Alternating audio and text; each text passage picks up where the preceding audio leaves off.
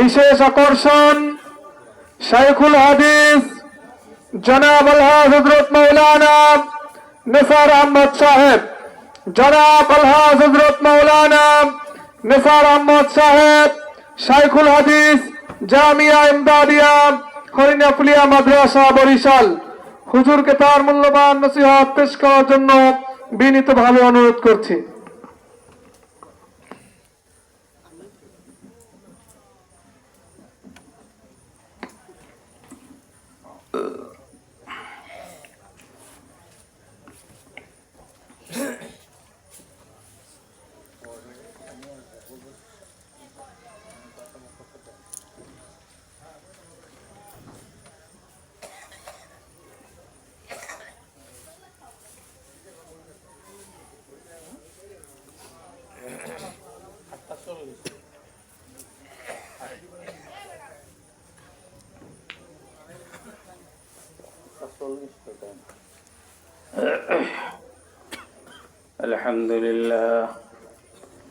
الحمد لله نحمده ونستعينه ونستغفره ونعوذ بالله من شرور أنفسنا ومن سيئات أعمالنا من يهد الله فلا مضل له ومن يضلله فلا هادي له ونشهد أن لا إله إلا الله وحده لا شريك له ونشهد أن سيدنا ومولانا محمدا عبده ورسوله أما بعد فأعوذ بالله من الشيطان الرجيم بسم الله الرحمن الرحيم إذ قالت امرأة عمران رب إني نذرت لك ما في بطني محررا فتقبل مني إنك أنت السميع العليم فلما وضعتها قالت رب إني وضعتها أنثى والله أعلم بما وضعت وليس الذكر كالأنثى وإني سميتها مريم وإني أعيذها بك وذريتها من الشيطان الرجيم قال رسول الله صلى الله عليه وسلم من أعطيهن أربع فقد أعطي خير الدنيا والآخرة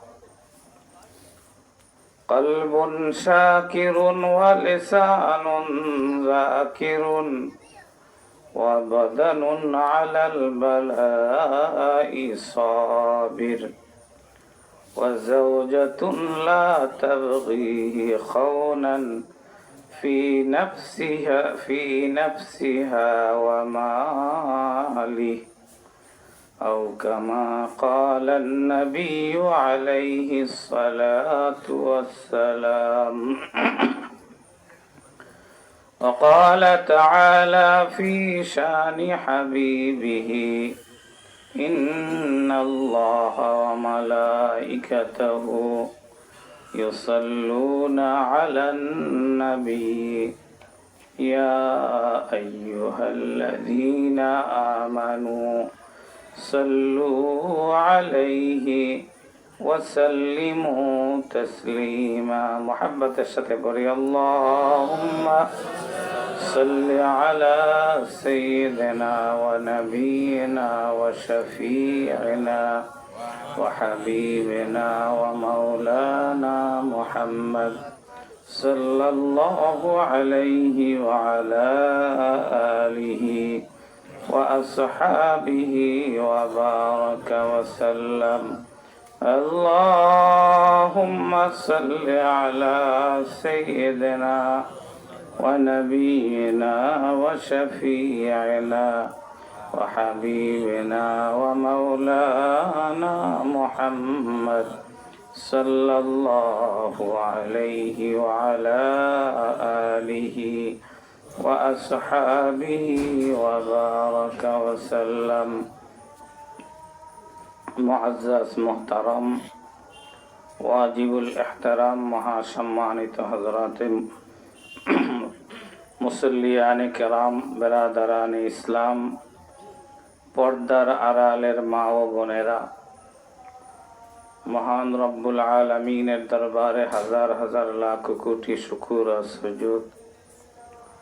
যেই মহান রব্বুল আলামিন আমাকে এবং আপনাদেরকে একটি মাহফিলে ইসলামী জলসায় আমাদেরকে আসা এবং বসার তৌফিক দান করেছেন, এই জন্য মহান রব্বুল আলামিনের দরবারে শুকরিয়াতা একবার বলি আলহামদুলিল্লাহ।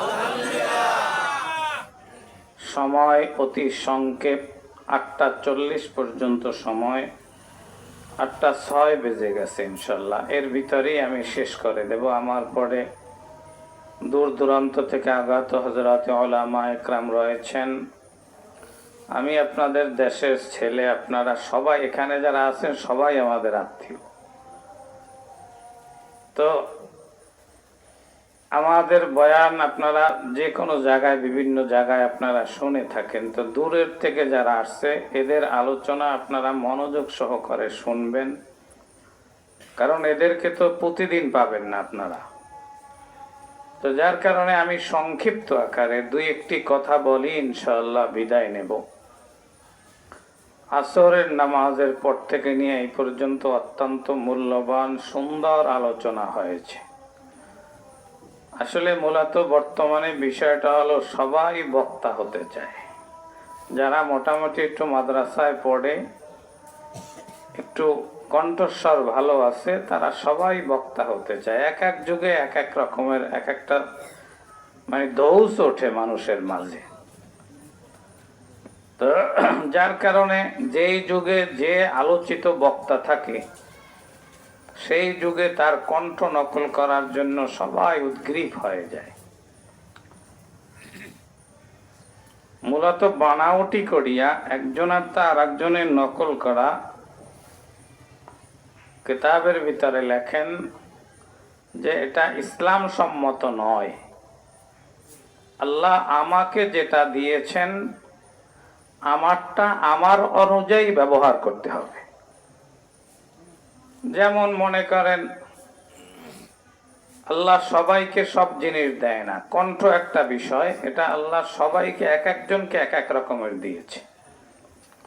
সারা পৃথিবীর মানুষের সবাইকে যদি একত্রিত করেন, 1000 চেষ্টা করলেও একজনের কণ্ঠের সাথে আর একজনের কণ্ঠ মিলবে না। এটা আল্লাহর বিশেষ একটা কুদরত।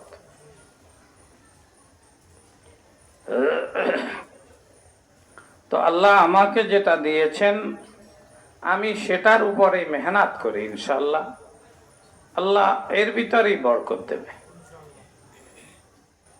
তো যাই হোক, বিভিন্ন আলোচনা ওই সমস্ত কথা বলবো না। আমি আপনাদের সামনে ছোট্ট একখানা আয়াত শরীফ তেলাওয়াত করেছি, এর উপরেই 2-1টি কথা বলে ইনশাআল্লাহ বিদায় নেব। আল্লাহ বলতেছেন, ইয ক্বালাত ইমরাআতু ইমরানা রব্বি ইন্নী নাযারতু লাকা মা ফি বাতনি মুহাররারা।